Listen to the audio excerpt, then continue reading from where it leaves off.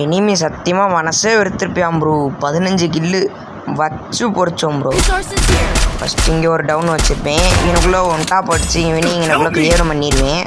அடுத்து அங்கிட்டிருந்து ஒருத்தன் ஓடி வருவேன். இனிமே காட்டுறேன் பாருங்க. இங்கிட்டிருந்து என்னை சைஸ் அடிக்க பார்ப்பேன். நான் ஓடினை போட்டு அப்படி இப்படின்னு மூமெண்ட்டை கொடுத்து எப்படியோ அவனை பாருங்கள் இந்த இடத்துல எப்படியோ அடிச்சிருவேன். அடிச்சனா இப்போ இங்கே ஒரு நாக்கா. வாங்க அடுத்து இங்கே கடைசி ஆள் இவனே மண்டையில் அடிச்சு ஏசா. இந்த மேட்ச் ஒரு ஃபஸ்ட்டு ஏசு. வாங்க அடுத்த மேட்சுக்குள்ளே போயிடுவோம். ஃபஸ்ட்டு இங்கே ஒரு டவுனா. அடுத்து வாங்க இங்கிட்டு நம்ம நம்மளை டீம்மேட் அடிச்சுக்கிட்டு இருப்பேன். அப்படின்னு இங்கிட்ட வந்து பார்க்குறவங்களாம் அங்கிட்டு ஒரு எனிமி ஓடி வந்துக்கிட்டு இருப்பேன் தடன்னு. அவனை பார்த்துமே வச்சு அழுத்தி விட்டாச்சு. அப்புறம் இன்னொருத்தங்க எனக்குள்ளே நிற்பேன். ஓடின போட்டு அப்படி இப்படி ஓட்டக்குள்ளே அடித்தாச்சு. அப்புறம் எனக்குள்ளே நம்மளை அடிக்க ஆரம்பிச்சேன். அப்புறம் எப்படியோ அடிச்சு எனக்குள்ளே ஒரு ஏஸா 2 ஏஸ் ஆகிடுச்சு.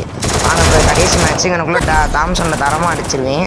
அப்புறம் எனக்குள்ளே அவுட் ஆஃப் ஜோன் வந்து அப்புறம் எப்படியோ உள்ளே வந்து அடிச்சிருவேன். பாருங்கள் இங்கே நல்ல டேமேஜ் கொடுக்குறேன் அவனுக்கு. அப்புறம் பாருங்கள் அவனே ஜோனில் போய் இப்போ அடி வாங்கி நாக்கம் ஆயிடுவான். இன்னொரு எனிமி எங்கே இருக்கான்னு தெரியாமல் தேடிக்கிட்டு இருந்தான். எங்கிட்ட அடிச்சுக்கிட்டு இருந்தேன். அப்புறம் இந்த இடத்துல என் க்ளோவால் போட்டு அப்படி இப்படின்னு மூமெண்ட்டை கொடுத்து நல்ல டேமேஜ் கொடுத்துருவேன்.